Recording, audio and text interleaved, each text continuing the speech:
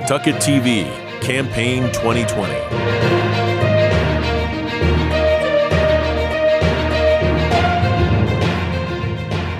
The League of Women Voters of the East Shore welcomes you to this debate between the candidates for the 101st District of the Connecticut State Assembly, which covers Madison and part of Durham.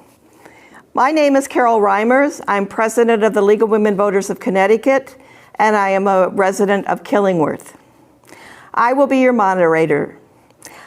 I'd like to introduce your candidates: John Michael Parker, Democrat, and Noreen Kokoruda, Republican. The rules of the debate are as follows. Each candidate will have 1 minute for an opening statement.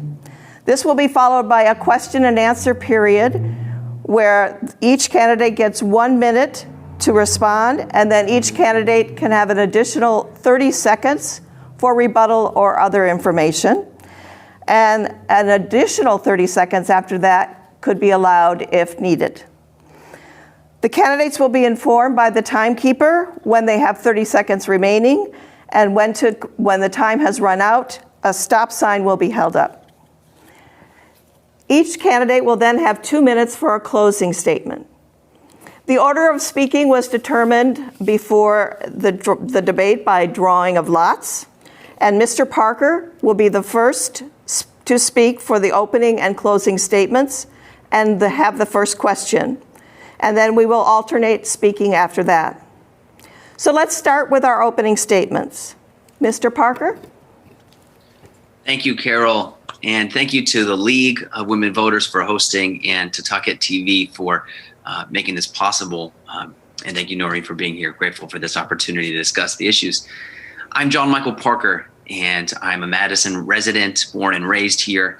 And I'm running with the Democrat and the Independent, and also the Working Families Party for state rep in the 101st District. I've spent most of the last decade in education, first as a fourth grade teacher, and then as a high school nonprofit provider, and then moved into nonprofit leadership. I currently serve as the executive director of Arts for Learning Connecticut, a statewide arts and education nonprofit, and I serve in our local town government as a volunteer with the Madison Youth and Family Services Board, and in a variety of other volunteer positions. I live here in Madison with my wife, and we are very focused on building this community and this place that we love. So looking forward to discussing the issues today. Thanks for having me. Thank you. Ms. Kokoruda? Yes, and thank you, Carol. Thank you to the League of Women Voters and to Tucket TV. Really appreciate this opportunity. Welcome also to John Michael Parker. I just want to say that how honored I have been over the last 9 years to represent Madison and Durham and Hartford. And I think we've got a very, very special community. And what concerns me sometimes is I want to make sure we have a voice up there. And it's about bringing balance to Hartford, and I'm really proud of that. Over the last 9 years, I think I've been known for my constituent work, reaching out, just solving problems. And it's what you really make feel good about, because you can help people. I've also been very proud of the fact that even in these tough economic times, we've been able to really work with state government, and over the last 9 years have delivered almost $5 million in state grants, either for downtown or our libraries or our strong field expansion. This is money that we're able to get back through the income tax that we send Hartford, and I'm really happy about that. You know, Connecticut's at a crossroads, and I think it's the main reason I decided to run again this year. Thank you very much, Ms. Kokoruda. Thank you. Okay, we'll move to the questions now. The first question: 39 other states allow for either multi-day in-person voting and/or no excuse voting by mail to encourage participation in our representative democracy. An exception was made this year for the pandemic, but for early voting or no excuse absentee ballots to be available permanently in Connecticut would require amending the state constitution. Is expanding voting rights a high priority for you? And Mr. Parker, you're first. Thank you for the question. It's so important, not only in this time of COVID-19, but certainly in the context of the national political conversation, that we are protecting our democracy and ensuring folks have the right to vote. So yes, absolutely. this is a top priority of mine, expanding voter access with no excuse absentee balloting, even when we get through COVID-19. I think this is something that has distinguished my opponent and I. I support, further democratic opportunities, a national popular vote as we choose our president, and locally supporting the CEP Citizens Election Program, discouraging voter intimidation at the polls, which we're starting to hear about. There's a myriad of issues related to strengthening our democracy. But to the important question you asked, yes, absolutely. I believe that in Connecticut, we need to ensure that even after this time, folks have the opportunity for no excuse absentee voting. Thank you. Ms. Kokoruda? Yes, thank you. Thank you for that question. John Michael is correct. We agree on as far as no absentee, no excuse absentee ballot. I have no issue with that at all. I think it's a good idea. Early voting, I think, is a great idea. Same day registration we're doing. I just hope in the future we can get a Secretary of State that really works with our local registrars and town clerks to really make this thing really efficient. We're totally opposite with the popular vote. I'm a big proponent of electoral college. The idea that LA and New York would have more votes who decide our president compared to almost 45 states scares me. I think those of us in Connecticut see what really electoral college would do to help us.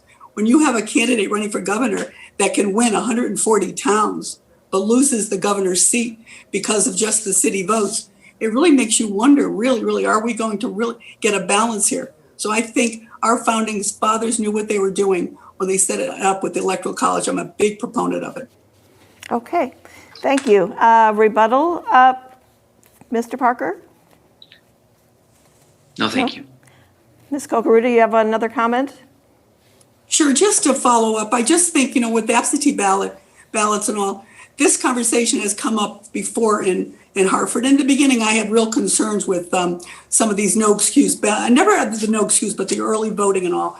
But I do realize now times are changing. And I also realize that as things like COVID and really as the way people travel, the way people use their computers for everything, we do need to take a look at allowing more people to vote, but also making sure that our votes count and that really it is done with the utmost security. Thank you. Mr. Parker, anything further? Sure. I'll just reinforce the idea that making sure our voices are heard is one of the most essential elements of our democracy. And even if this is something that's been talked about for a while here in Connecticut, it hasn't gotten done. And so it would be a priority of mine.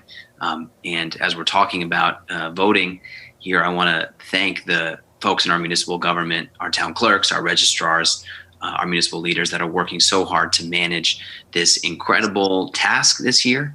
And it's going to be because of them that our voices are heard in November. Thank you.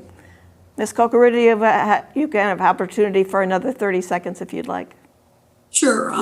I agree with John Michael. We have to thank our local town clerks, our local registrars. They really saved the day in this primary. That whole thing was set up and it was poorly done from the beginning. The research wasn't done, it was just done. And I have to commend both towns that we represent. Boy, those people stepped up, cleaned up quite a mess. And I do feel that obviously the primary in the end worked out for us. But again, you can't stop working with our local officials. And I think sometimes Hartford forgets to do that. Thank you. The next question. Black Lives Matter demonstrations took place in many Connecticut cities and towns this summer. Do you plan to address any of the issues illuminated by those protests? And if so, how? Ms. Kokoruda, you're first this time. Thank you. I hope I have the question right. To address the issues with what eliminated? Illuminated by the protests. Illuminated, I'm sorry. Okay. Yes, I did attend two of those events right here in Madison. I did not have an opportunity to be at the one in Durham. But I think it brought up a lot. The young people's rally was really exceptional. And I think as most of us in our community know, when the Richmond twins spoke, it really touched all of us because that's a side of Madison that a lot of us aren't aware of. And it really opened our eyes. And I think there's a real intention in town to do something about that. Those of us, who have biracial folks in our family, the fact that we weren't aware to have that conversation with them that the fact that when they're in third grade, things are said in fourth grade and fifth grade, and as they learned about racism as they grew up. So I really do think it's a step in the right direction. I love seeing the young people involved. It was a great day. I wish there were more people there. I was surprised there weren't more, but we're building on it. And I think hopefully this is really a wake-up call for every community, certainly here in Madison. Thank you. Mr. Parker. Yes, thank you. I also was inspired to be at the events in Madison and up in Durham. And we need to do more than just have a start in this conversation.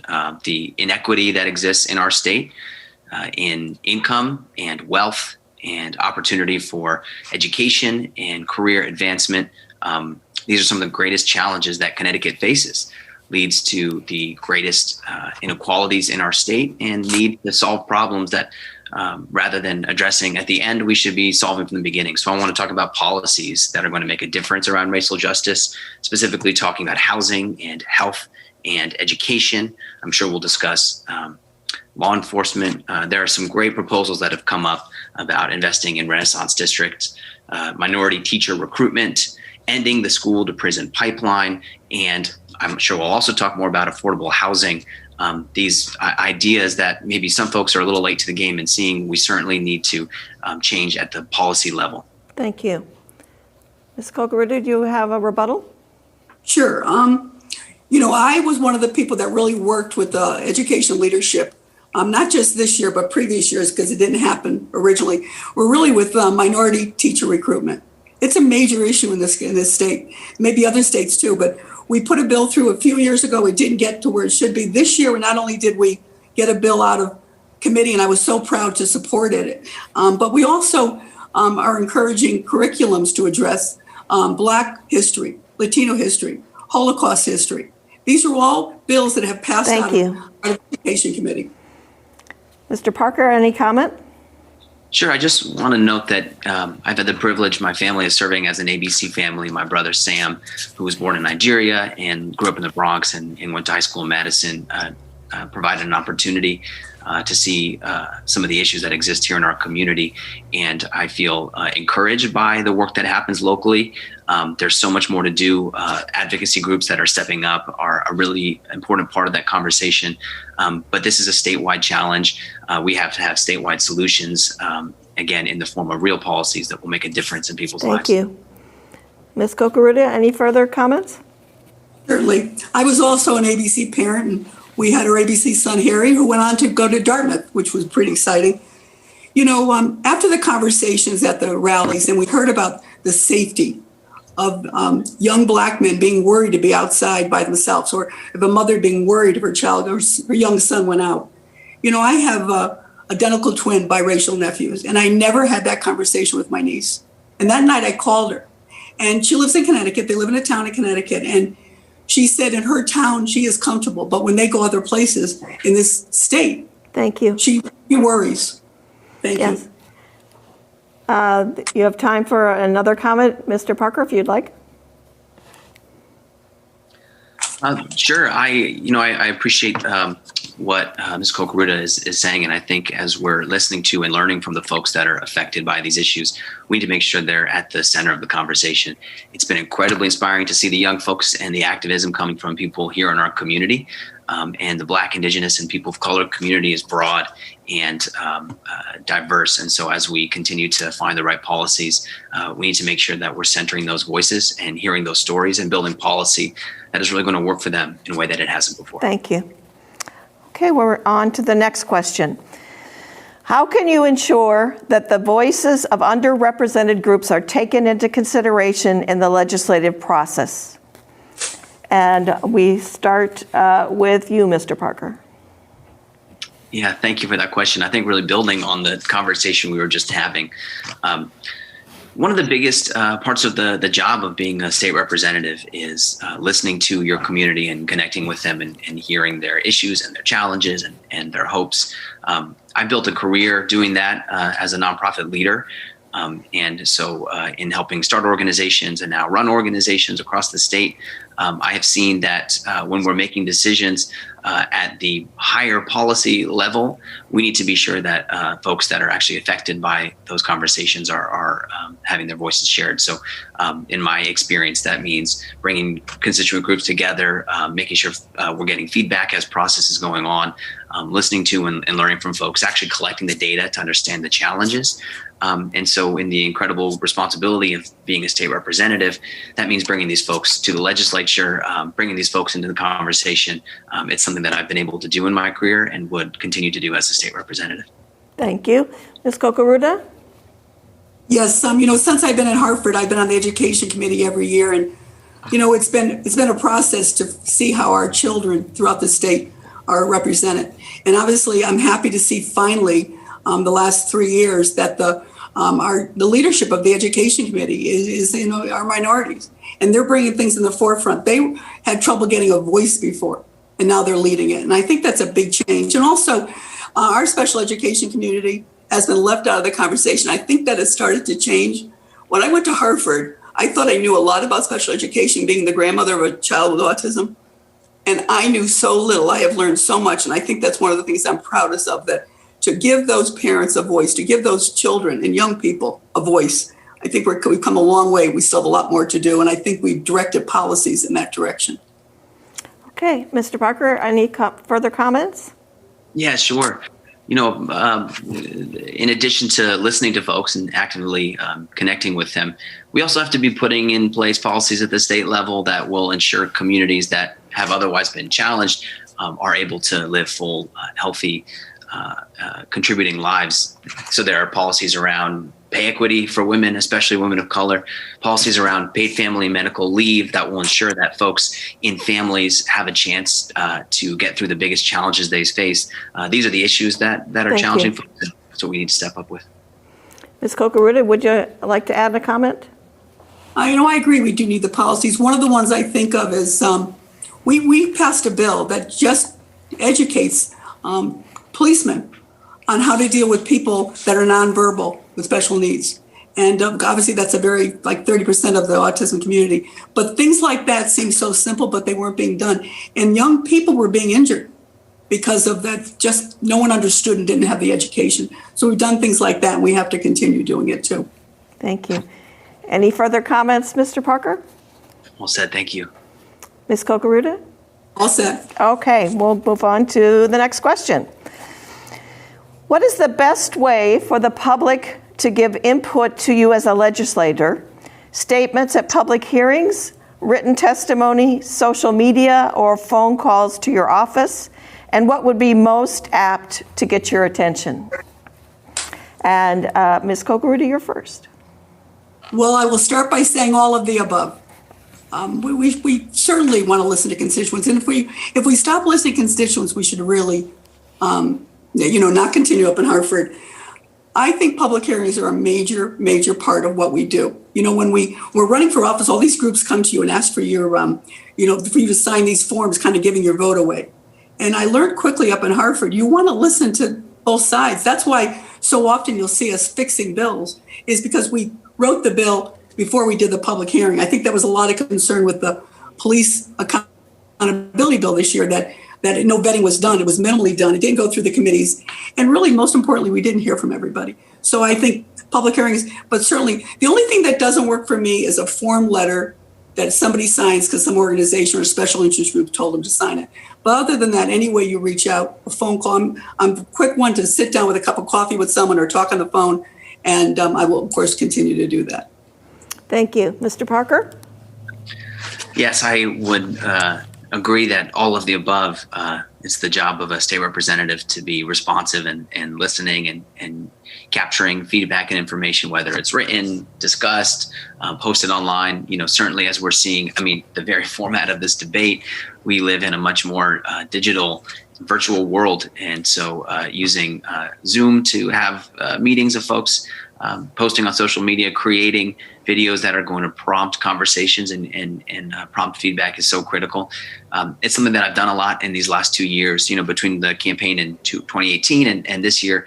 I've had a chance to knock on thousands of doors and make thousands of phone calls and talk with thousands of voters. So as much as we need to be receptive to what's coming in, I'm also thinking a lot about how do we proactively reach out? Because people are busy, especially right now, they're facing incredible challenges. And so as a state representative, I would be sure to really encourage those conversations and get the dialogue started.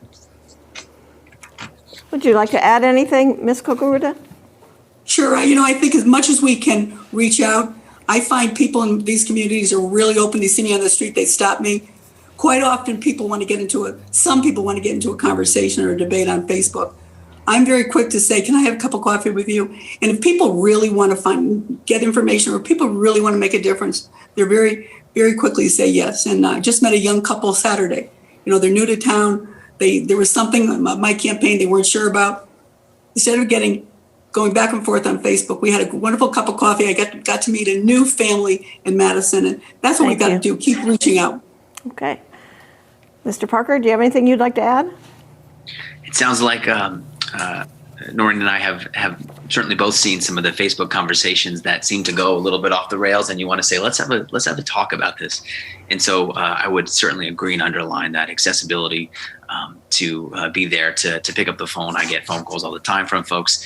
And I think also a lot of this is sharing information in a clear and effective way. So I would encourage folks to visit my website that has information shared and also ways to reach out, and would love to hear from folks. Thank you. Okay. Anything further from either of you? I would just add, I was a selectman for 14 years, and I was honored to do it. And here you're thinking you're a local candidate or a local official versus a state official. I find people, since I've become a state rep, come up to me much more. I don't know why, but for some reason, they will call me about town problems, of course, state problems, federal problems. And quite often, we try to help them. Sometimes we can't. We just direct it to the right source. So. But I think people coming up and being so open is the best thing that can happen, especially in a small town. Mr. Parker, any more further comment? No, thank you.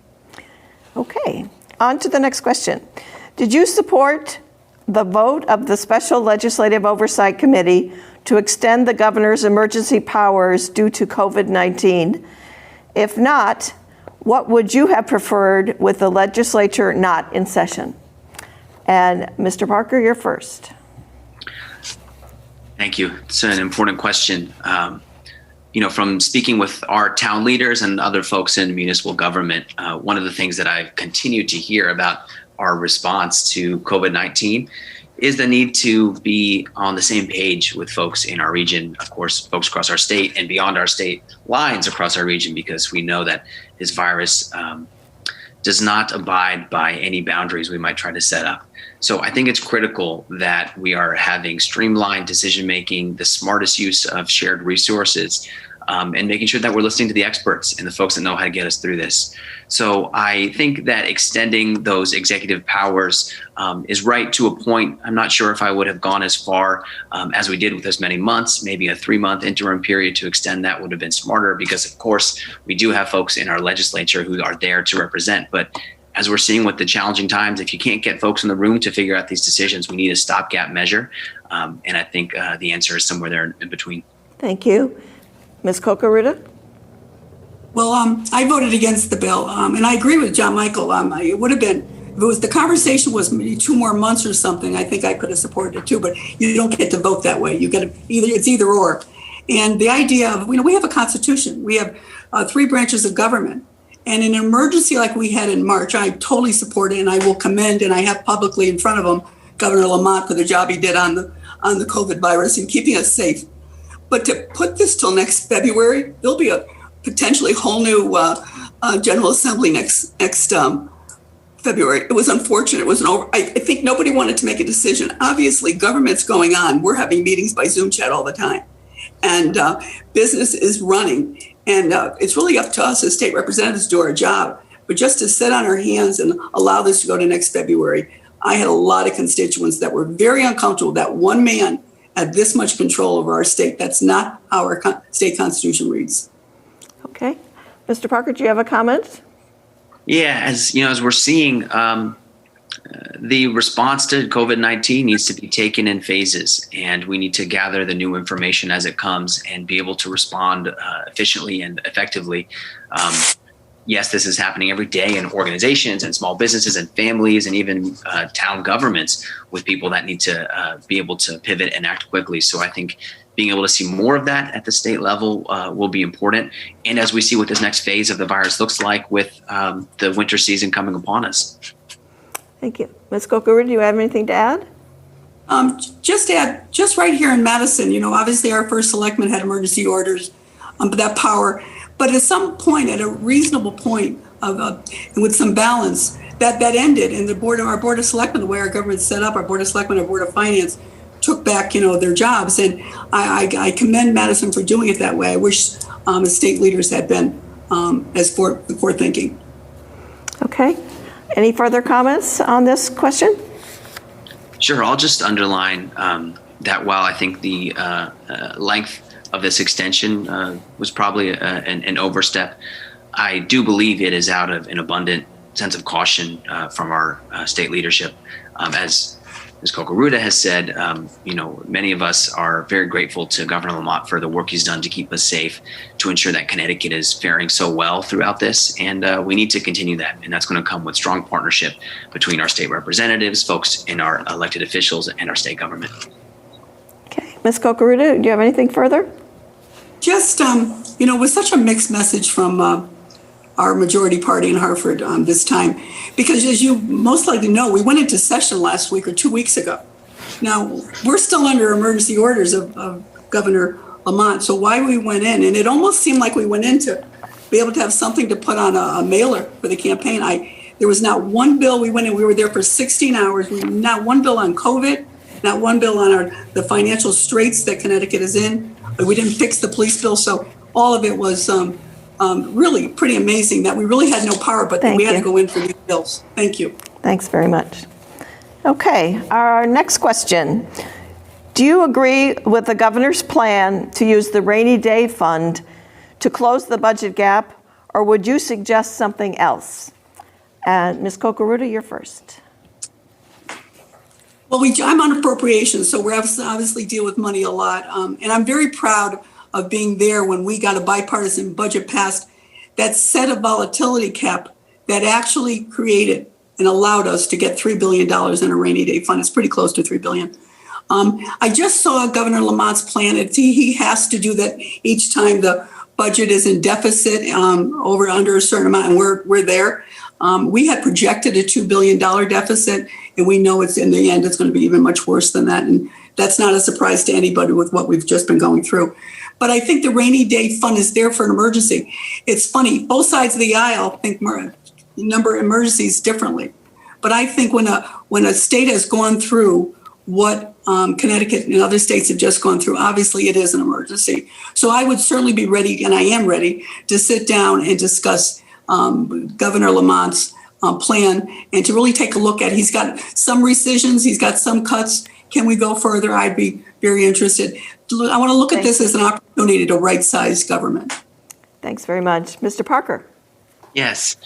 So absolutely. This is what the rainy day fund is for, a rainy year even. And it's important that we use the funding that we have before we cut essential services or cut back on government agencies that are powering our individuals and families and communities and making our response possible. And of course, before we think about raising taxes, certainly on middle income folks, working families, people like myself that are trying to make life work in Connecticut. So we have this rainy day fund. Let's use it at this time to continue these programs that have been so effective for folks in supporting COVID-19. And I do want to say that at least my understanding is that Representative Kokoruda has in the past supported a plan to use some of the money in that rainy day fund for a non-emergency, well, as you pointed out, and maybe you can speak further on the definition of emergency around a transportation, but I'm thankful the fund is there and ready to use now. Thank you. Ms. Kokoruda, would you like to add something? Right, and John Michael's right. I mean, really, it's an emergency fund. We haven't had one this large in a long time. We knew we were going to have to use it. And it depends on really what else we can do. And when you take a look at the way we do spend money, 40% of our budget is not, we can't touch it. It's all in fixed liabilities. So it does limit what we can do. But certainly we should look at everything. Okay, Mr. Parker? Yeah, so just to be clear, I would not have supported a plan to use the rainy day fund to pay for transportation challenges that we should have dealt with a long time ago and that we should find other solutions for. And of course, in infrastructure improvements that'll help the future of our state and our economy. And I would protect the rainy day fund for moments like this. And now that we're here, would certainly advocate for using it in the smartest and most efficient way. So we're continuing to get the most value out of our hard-earned taxpayer dollars. Ms. Kokoruda, anything else? And I would agree. I don't think transportation, with the way we had set it up, was an emergency. But what we were proposing, actually, to me, is an emergency. It's one of the worst things about what's happening in Connecticut. It was going to help with our unfunded liabilities and pensions. It was going to pay off some of our debt, and those earnings we would have used. But I think getting rid of that debt is so imperative to the future success of this state. Okay, Mr. Parker? No, thank you. Okay. So the next question is, public education adequately funded, especially now under the pandemic restrictions, or should anything change? And Mr. Parker, you're first. Sure. This is something that's so important to me as someone that's worked in the education space, in the classroom, in the school, and now it's sort of at the systemic level.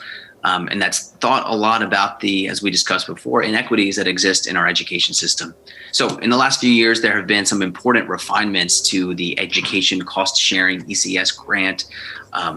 And those improvements are making sure that our education funding is more equitable and responsible. And so we need to continue to enforce the new fund, and we need to fund it and make sure that we're actually investing. And even that towns like Madison and Durham, of course, are getting what the formula says that we ought to. I think we need to, continue to look at the way that we count low-income students, the way that we offer funding for special education, which is a different conversation. But this is certainly not the time to talk about cuts to this important funding stream. And in fact, we see we need to grow because of the new challenges around COVID. Thank you. Ms. Kokoruda? ECS, education cost sharing, is, most people don't understand it. And when I first got up there, I spent a lot of time, more than a year, trying to really understand this formula. When someone called Madison overfunded, I almost fell over. At that point, we were paying 99% of our education cost in town with property taxes. But according to the state formula, we were overfunded.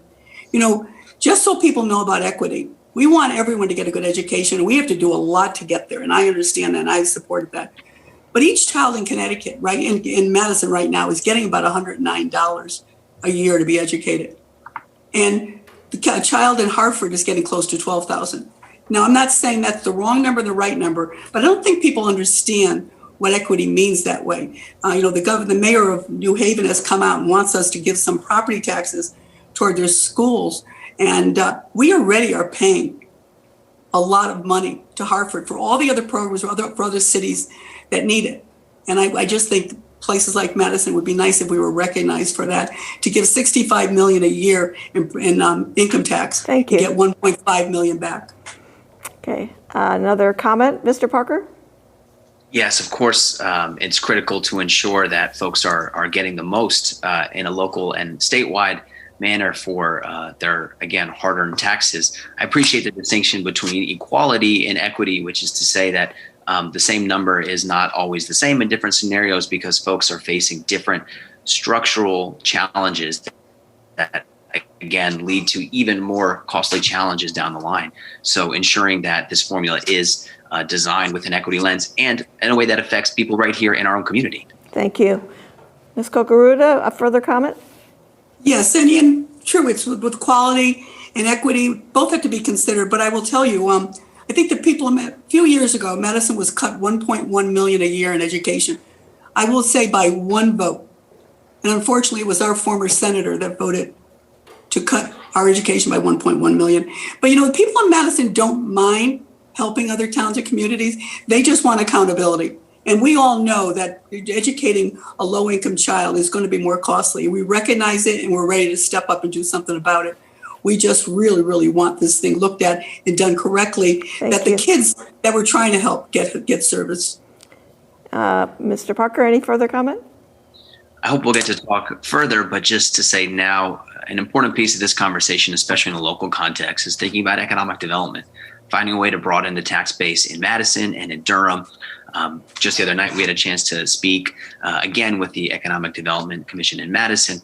There's so many ideas for how to bring new businesses, to support entrepreneurs, to support folks that want to help share some of this funding, so it's not just always on the backs of property tax.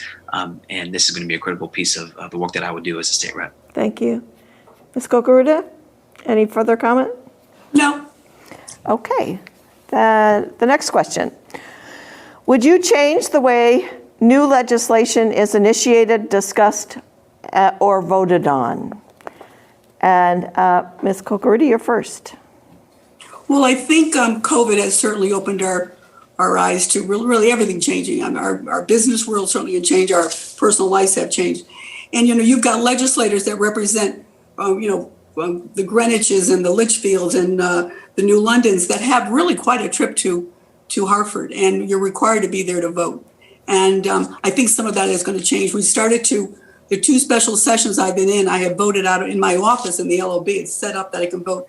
That's never been done before. But I think we're going to have to take a look at what we want our General Assembly to look like and to really represent people throughout the state. And, everyone doesn't live a 10-mile radius of Hartford. So I think it is going to change.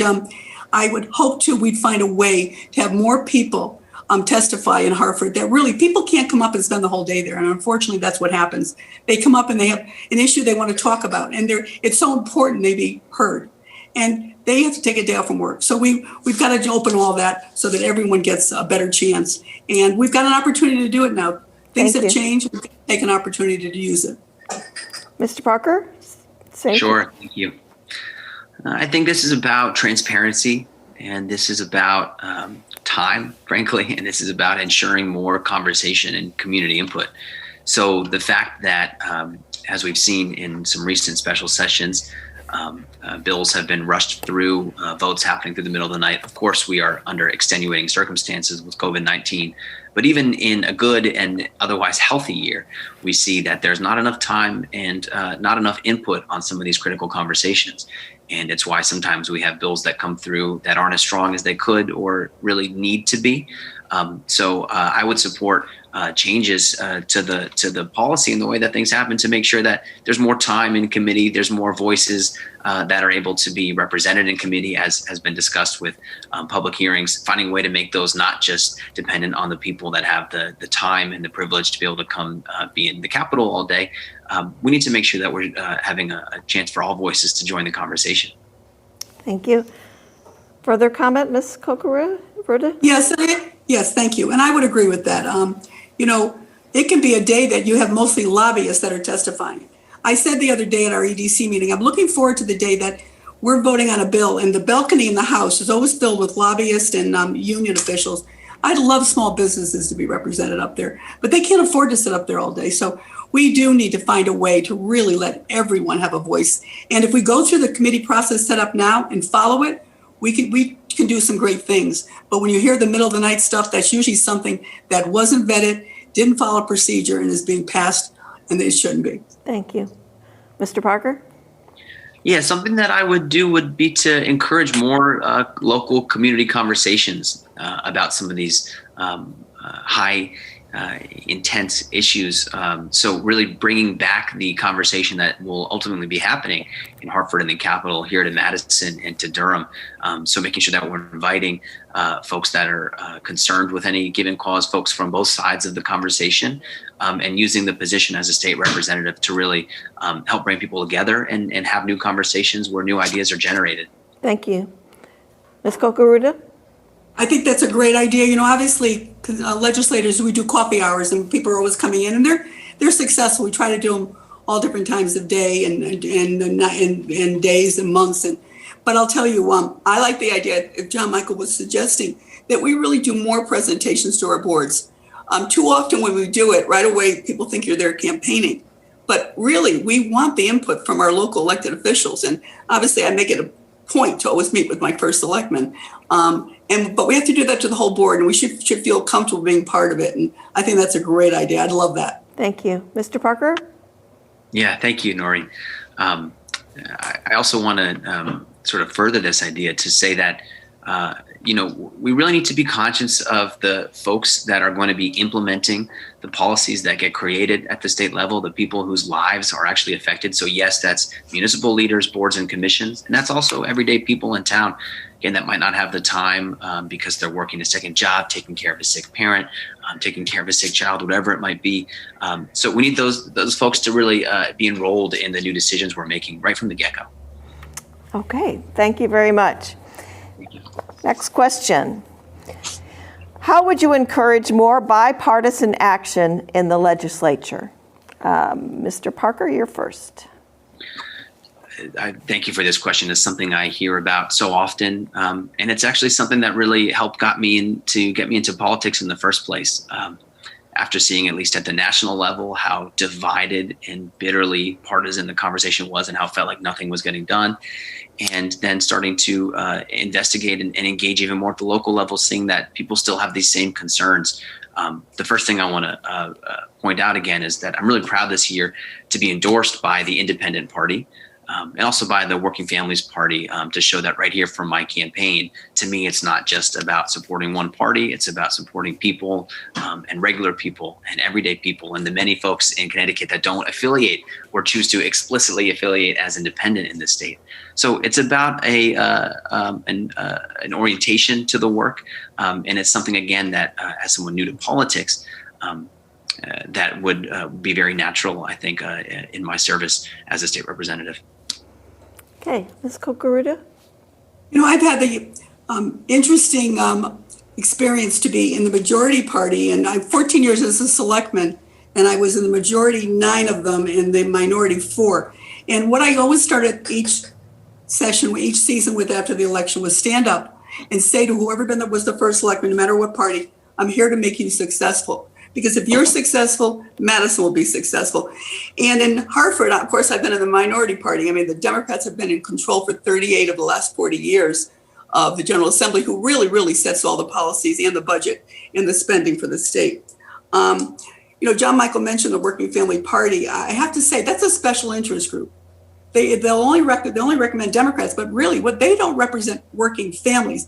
They represent 42,000 union people who have very powerful lobbyists who spend hundreds of thousands of dollars on campaigns, ensuring that nobody takes any of their benefits away.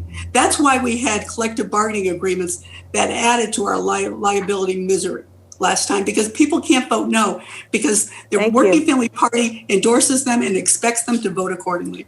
Mr. Parker, would you like to add something? Of course. Thank you. I would say, respectfully disagree with some of the ideas behind the Working Families Party, although we don't need to talk about that entity. We need to talk about the issues that are critical to working families and to, as we've discussed a lot here, protecting people, making sure that life is affordable here in this state.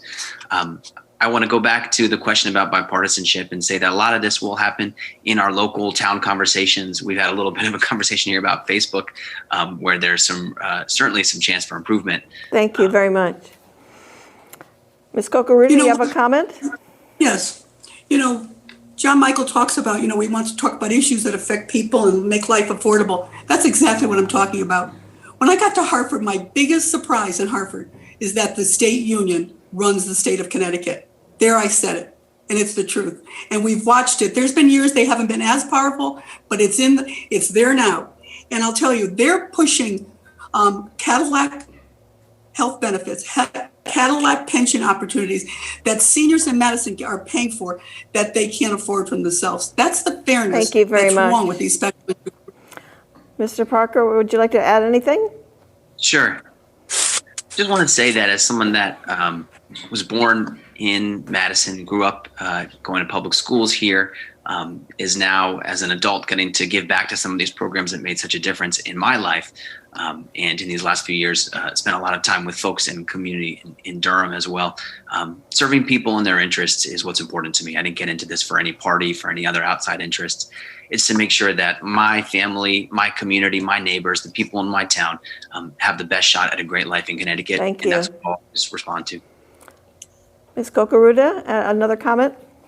Yes, just that, more than anything, whoever gets up to Hartford, they've got to be an independent voter. And the independent party isn't the independent party. It's been taken over by a liberal group. It's unfortunate. It went to court, and the lawyer that won the case for this gentleman actually is working in one of our local campaigns. So, you know what? It's unfortunate that these all party names are very, very misnomers. But all I can say is we need to have an independent voice, regardless of party, that votes only for the people of Madison, and everyone is treated fairly. Thank you. Madison and Durham deserve that. Thank you very much. Next question. Can you suggest how the legislature might avoid last-minute log jams in each session? And Ms. Kokoruda, you're first. Would you mind explaining that a little bit more? That log jams, did you say? Yes, last-minute log jams in the legislature in each session. How can we avoid that? Well, first of all, it shouldn't happen. There's a process that works if we do it right. And a perfect example this year is we voted on a school construction bill. And every year we vote on a school construction bill, and obviously it's needed. But one senator put forward a bill at the last minute, never went through the committee process, never filled out the forms. His town board of ed didn't even know about it. This was the city of Norwalk, for $180 million of state money for a new high school. The part of their budget that the state pays is usually 30. He put a bill in that they would pay 80. This is a powerful senator, and nobody stopped it. We tried to. I know people in the leadership of the Education Committee were opposed to it, but they had to follow their leadership. This is the stuff that can't happen. And it's unfortunate that a senator, either party would ever do something like that. But when that happens is when we have the log jams, because they know it's wrong and they're trying to hide something, and there is really no transparency. And we have to avoid that. Okay, Mr. Parker? Sure. I appreciate the comment certainly about transparency and about, to continue from the last conversation, about folks with an independent voice and folks that are really going to focus on the constituency that they are accountable to, the constituency that put them in office. That the job of being a state representative requires the constituent services all the way to the creative research around creating new policy. And then, of course, the work of taking strong and bold positions on the issues that really matter. And so it takes a whole lot to be able to do this job well. And so, in addition to some of these procedural changes, which, as we discussed even in an earlier question, getting started sooner, making sure there's more time in committee, more chance for people to share their voice.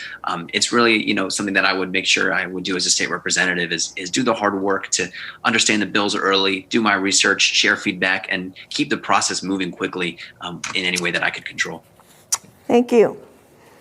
Okay, I think we have time for one last question. And this is about the internet. So back in 2015, there was a proposal to pilot a publicly managed gigabyte network to improve internet service for local government and business use, and to enable internet service providers to lease space on the network and offer services in a more competitive fashion. However, now when business and education and government sectors are more dependent on internet than ever, and may remain so far for the foreseeable future, that legislation which failed is up again, could become up again. Broadband internet is still not accessible or affordable for anyone. Do you support a public-private partnership like the 2015 proposal, or do you have another solution? And Mr. Parker, you're first. Sure, thank you. Yes, I do. I think it's so important, and I appreciate this question, for us to recognize that internet access is a critical piece of infrastructure when we're often talking about it. In the world that we are living in today, where students are having to learn from home and businesses are having to be run from home, debates are having to be conducted from home, this is one of the most critical services that we can provide. Certainly, we've seen some of the ups and downs in public-private partnerships. There's an opportunity for it to work really well when we're bringing different groups together and really leveraging the broad resources of the state with the expertise of sometimes a private institution. we've seen challenges too when there hasn't been enough transparency, when there hasn't been enough of an opportunity for competition. So this is one that we've really got to get right. And it's something we're going to continue to see every single day in our lives going forward, how critical it is to make sure that folks have access to these sort of virtual experiences for every element of their life. Thank you. Ms. Kokoruda? And I believe I agree with John Michael Parker on that. Really, the idea of a private-public partnership, I'm always encouraging those. I think our businesses, I say this all the time, our businesses too often don't feel the state ever wants to partner with them, doesn't want to help them be successful, doesn't want to help them create jobs. But when it comes to the internet, I think, we got so far down the road before we really address safety and the security. And that is such a big concern for all of us. I mean, I'm not telling anybody anything they don't think themselves. And I think we've really got to form partnerships right now to get a hold of that, because I am really worried as our children have more and more access to the internet, where this is all going. And I really worry that we are lagging behind with this crucial part of what's happening with the social media right now, and what's happening to our families, our children, and also to our businesses with them interference from outside groups. It's we've got to get control of this, and if it's going to take a partnership working together with all the assets that a lot of these groups have, we should do it that way. Thanks very much. We're now at the point where we should start our closing statements. And as Mr. Parker was the first to draw, he will be the first to start with a closing statement. Mr. Parker? Thank you. I want to thank you for this conversation and for this opportunity, and thank Ms. Kokoruda for this time and this great conversation. I ran for this seat in 2018 when I was new to politics and looking for an opportunity to serve, and I think to really help ensure that our values were even more strongly represented. I had a chance to run a campaign where I spoke with thousands of folks across the district and felt an incredible wave of excitement and enthusiasm. We came within 18 votes in that election, and since then I have further invested here in my community. I got married. I bought a house here in Madison, my first house. I have worked in our schools. I have joined multiple community boards and volunteer opportunities, stayed in Madison, and made sure I invested my roots here, because as someone that was born and raised here and got to experience the incredible life that we have the privilege of experiencing growing up in this town, that's something I want to do for my family, and that's so important to me. And I'm excited to be running right now at a time when I think we are feeling a uniquely divisive, partisan, frankly, sometimes terrifying conversation about politics. I think there's so much anxiety among our community about what's going to happen in these next 3 weeks and what's on the line. And I think it's important to be a political leader that is standing up for values, that is helping bring people together and push the community forward. I care about finding policies that are going to make sure we're taking care of people, making sure that we're preparing people to succeed, making sure that we're building communities where people can thrive.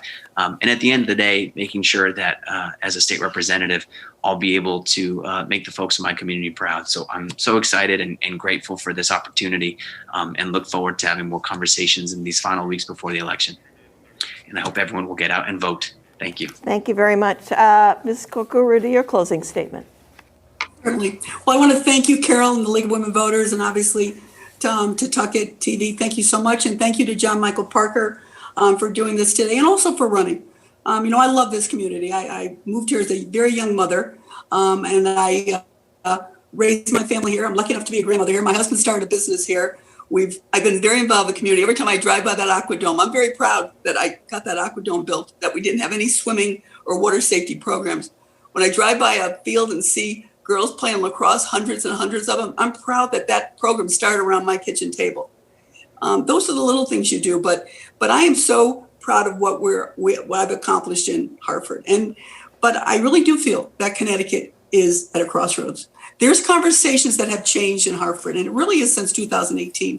In 2018, when I ran, and John Michael came very close to beating me that year, I wasn't totally public about it, but I was dealing with cancer. And as most of you remember, I didn't even have a voice. I had 15 months where I was whispering. But thank God, I'm not cancer free, but I'm doing great, and it's treatable, and I'm doing fine. But I've come a long way, and I feel so much better than I did 2 years ago, and I think I've run a good campaign. But I am worried about Connecticut. I'm worried about government interference. I do feel that they want to come in and take over zoning, and I think it'll change the character of historic towns like Madison and Durham forever. They can talk affordable housing, but it's way beyond that. No one's worried about affordable housing. We haven't done enough. We should do more. But I am concerned. I'm concerned about their whole attitude, about the police and our first responders. These are people that were our heroes after 9/11. These were people that were our heroes when COVID first happened. And we have turned on them. We have police officers in this town that have been called names by some of our kids, and they're hearing it somewhere. And I'm opposed to that. I want to support public safety, and I want to support good schools. And I do worry about where our schools, what Hartford wants to do. Thank you very much. Thank you. Thank you. So I want to extend special thanks to the candidates for their wonderful participation today. We also like to thank Totucket TV staff here in North Branford. This election may be different for many people due to the pandemic. If you want to vote by absentee ballot, be sure to send in your ballot application in order to receive your ballot. Once you have your absentee ballot, please fill it out carefully and return by mail or put in the ballot drop box. If you plan to vote in person, the polls will be ready for safe and secure voting on Tuesday, November 3rd, and the polls will be open from 6 a.m. to 8 p.m. For voting and candidate information, you can go to lwvct.org and also vote411.org. The League of Women Voters is a nonpartisan membership organization that encourages citizen participation and education. So please join us as we empower voters and defend democracy. And thank you very much. Thank you. Thank you.